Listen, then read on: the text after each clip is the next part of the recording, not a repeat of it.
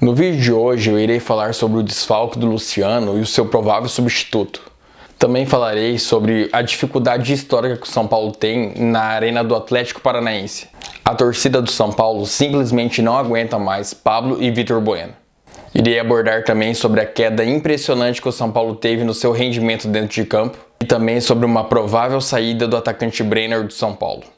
Fica comigo aí até o final do vídeo, não sai daí não, beleza? Salve tricolores, meu nome é João Henrique e sejam todos bem-vindos ao canal. Meus amigos, o Luciano provavelmente será desfalque aí pelo terceiro jogo consecutivo aí. Luciano, um dos jogadores mais importantes aí do São Paulo, pelo menos nessa temporada, né, nessa 2021. O Luciano não conseguiu aí treinar, o departamento médico de São Paulo tá com precaução, tá evitando uma possível entrada antecipada dele, uma entrada antes da hora da recuperação tá totalmente estabelecida e correu o risco do Luciano perder o restante aí dos jogos do Brasileirão.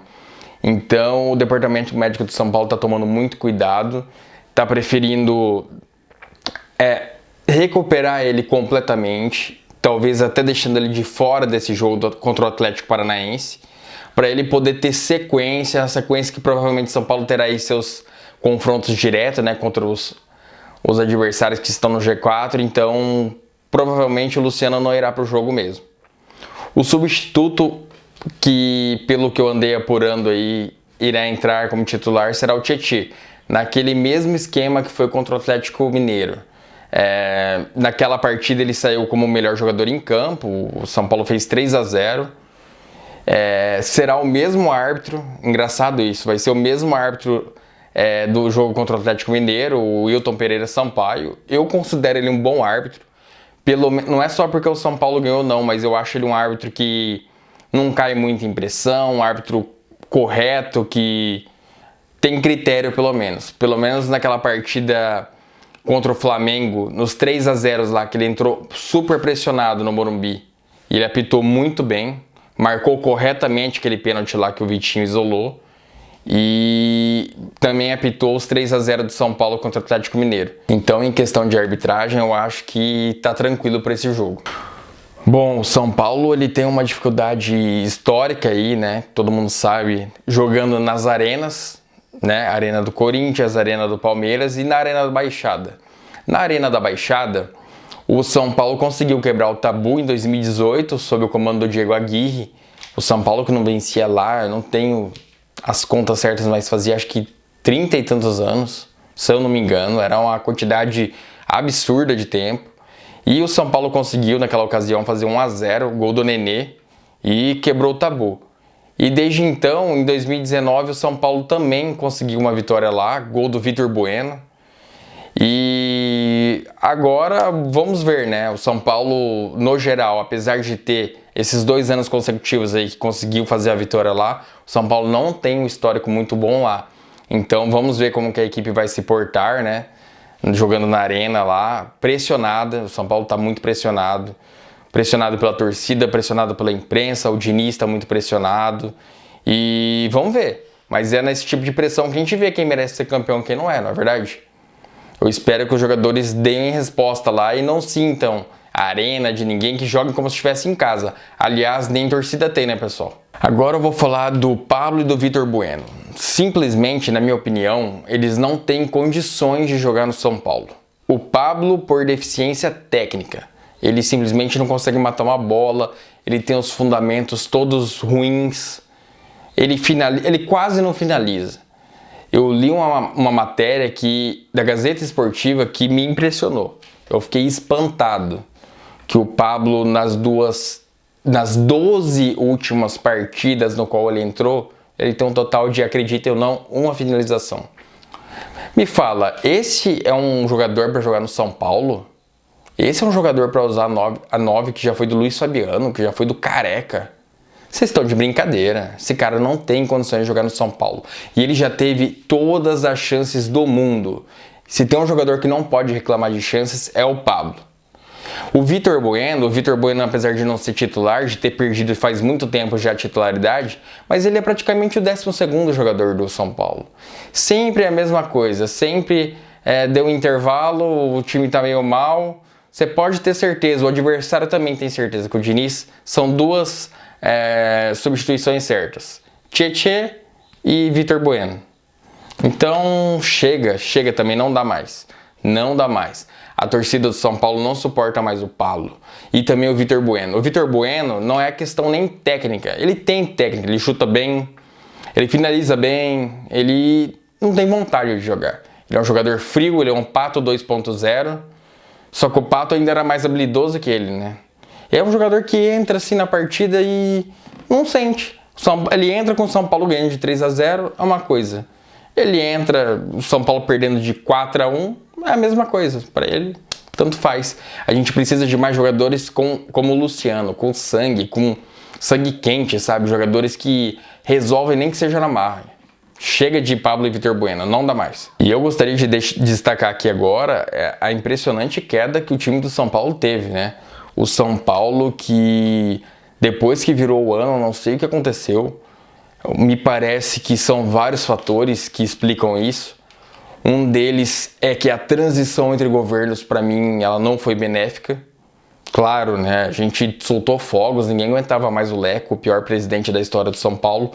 Só que essa transição aí, saída do Pássaro, o Raí ficou, mas entrou Júlio Casares, Muricy.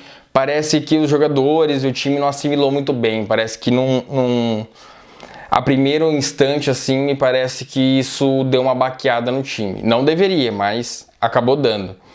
E outra coisa que eu atribuo também não tem como a gente deixar de falar. O time tá sentindo. O time claramente tá sentindo a pressão. Na hora que tá afunilando. Enquanto tinha a Copa do Brasil ainda, e o São Paulo tinha duas possibilidades de título, de saída seca, parecia que o time jogava um pouco mais tranquilo. Vocês perceberam isso? Que o time, quando estava em mais competições, ele jogava um futebol melhor, um futebol que parece mais intenso, de mais entrega. Foi o São Paulo cair da Copa do Brasil pro Grêmio que o time parece que sentiu. Não tá conseguindo impor o seu jogo, não tá conseguindo fazer aquela pressão que ele sempre faz, aquela marcação-pressão. O time não tá conseguindo ter aquela intensidade que foi a característica principal que fez o time chegar aos 56 pontos. Então é muito preocupante isso. É muito preocupante. E é por isso que eu falei no último vídeo que precisaria de ter uma intervenção. Uma intervenção que eu digo não é de tirar o Diniz, não é nada disso. Nem de botar jogador contra a parede. A intervenção é pegar ali o Muricy, sabe, que tem tamanho, que já foi 3 vezes campeão do Brasil só com o São Paulo. Um cara que sabe, né? Sabe trabalhar o psicológico dos jogadores nesse momento. E não deixar esse título escapar. Não deixar esses jogadores sentirem a pressão como estão sentindo. Teve aí também um desgaste aí daquele assunto com o Diniz. Eu sei que muita torcida do São Paulo aí, alguns youtubers do São Paulo também, respeito todos, comentaram aí que não era bom falar sobre isso, sobre aquele episódio do Diniz com o Tietê e desgaste com o elenco, porque isso, as pessoas estavam querendo atrapalhar o ambiente do elenco, mas a gente viu aí que teve sim um pouco de verdade nisso, né? O Diniz errou, já pediu desculpas pro Tietê, isso aí pra mim já tá encerrado, mas eu tenho a impressão que o Diniz não é capaz de levar esse time ao título sozinho. Eu acho que tem que ter um Muricy ali do lado dele para saber contornar esses tipos de problema. Principalmente na reta final agora, né? Que é muito importante. Então, o São Paulo não pode deixar esse título escapar. Não pode deixar, porque além do fiasco que vai ser, além do terror que vai ser para a torcida do São Paulo, o ridículo de ter sido uma das maiores pipocadas. Porque vamos falar a verdade, se o São Paulo perder esse título, vai ser uma baita de uma pipocada. Uma baita de uma pipocada mesmo. E se não bastasse isso, olha só, o São Paulo, se conseguir ser campeão, ele vai estar muito mais fácil nessa temporada agora, na próxima, de ganhar outros títulos, porque pensa, 700 toneladas está tirando das costas. Tirando das costas dos jogadores, tirando das costas do Diniz, tirando das costas da diretoria de São Paulo, da torcida. O São Paulo precisa sair dessa seca. Não importa agora, Diniz, jogar bonito. Não importa agora a saidinha dentro da área. O São Paulo tem que ganhar os jogos na marra. na marra. Não me venha falar do elenco. Eu sei que o Diniz não fala do elenco, mas tem muitos torcedores que falam: ah, o elenco é fraco, tal. O elenco do Santos é melhor? Tá na final da Libertadores. Não me venha falar de salário atrasado, de direito de imagem atrasado. O elenco do Santos tá com os salários todos atrasados e estão lá comendo a bola. Ganharam do nosso time na nossa casa com o time C. Então, chega. Acabou as desculpas. A gente tem que cobrar esses caras sim. A gente tem. Tá faltando entrega, tá faltando raça. Esses caras são os mortos dentro de campo. Então, é só olhar outros times aí, ó, que tem os mesmos problemas ou mais do que o São Paulo e não tá acontecendo isso que tá acontecendo com o São Paulo. E para encerrar aqui, pessoal, eu queria falar sobre uma possível saída do Brenner aí. O Brenner aí que vem sendo, junto com o Luciano, um dos principais jogadores do São Paulo. Um jogador que desembestou a fazer gols. Apesar de não estar vindo bem nesses últimos jogos, mas ele é imprescindível para esse time.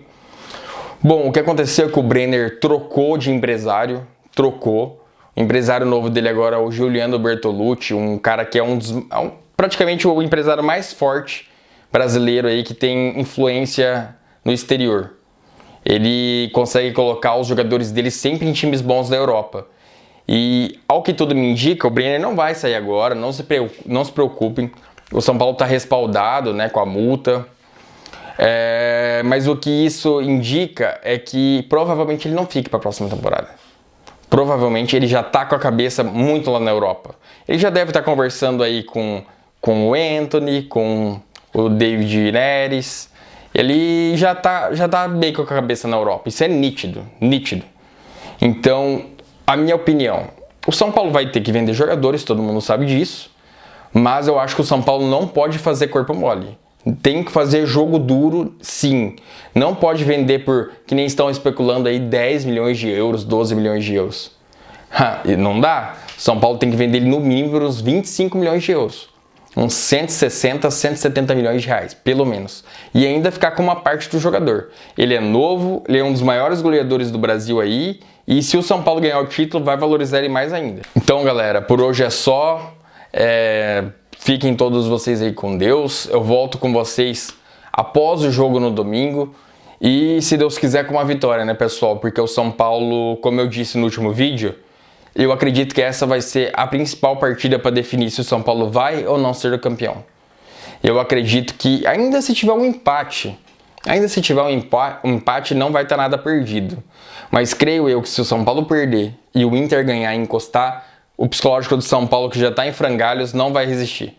Eu acho que o time vai degringolar de vez. Beleza?